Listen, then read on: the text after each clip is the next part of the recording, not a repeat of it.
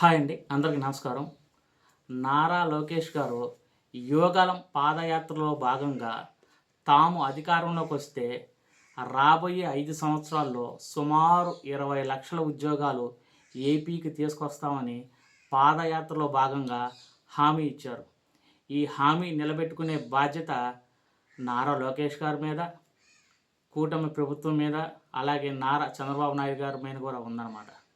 నారా లోకేష్ గారు విద్యాశాఖ మంత్రిగా, అలాగే ఐటీ శాఖ మినిస్టర్గా ఎంతో బాగా కష్టపడి పనిచేస్తున్నారు. ఇవాళ నారా లోకేష్ గారు, ఆయన టీం లండన్ వెళ్ళారు.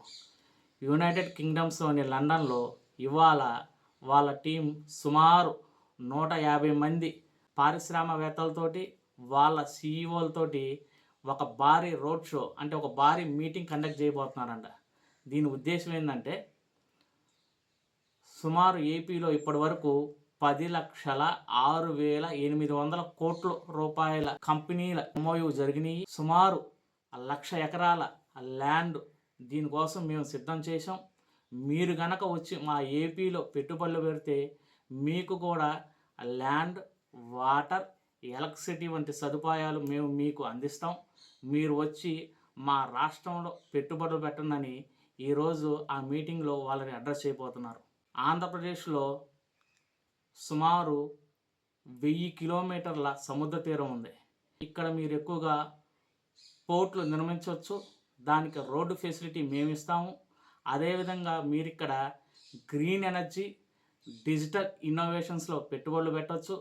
దానికి మా పూర్తి సహాయ సహకారం మీకు అందిస్తామని చెప్పి కూడా ఇవాళ నారా లోకేష్ గారు మీటింగ్లో వాళ్ళని అడ్రస్ చేయబోతున్నారు.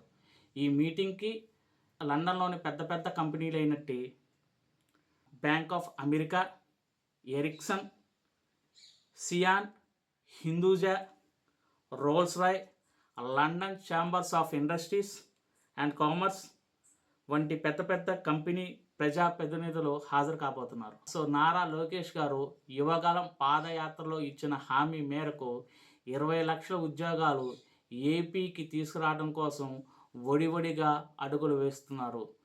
ఆయన అకుంఠిత దీక్షతోటి 20 లక్షల ఉద్యోగాలు ఆంధ్రప్రదేశ్కి తీసుకొస్తే ఆంధ్రప్రదేశ్ని స్వర్ణాంధ్రప్రదేశ్గా తీర్చిదిద్దడానికి నారా లోకేష్ గారు, ఆయన టీం అహర్నిశలు కష్టపడుతుంది. Thank you.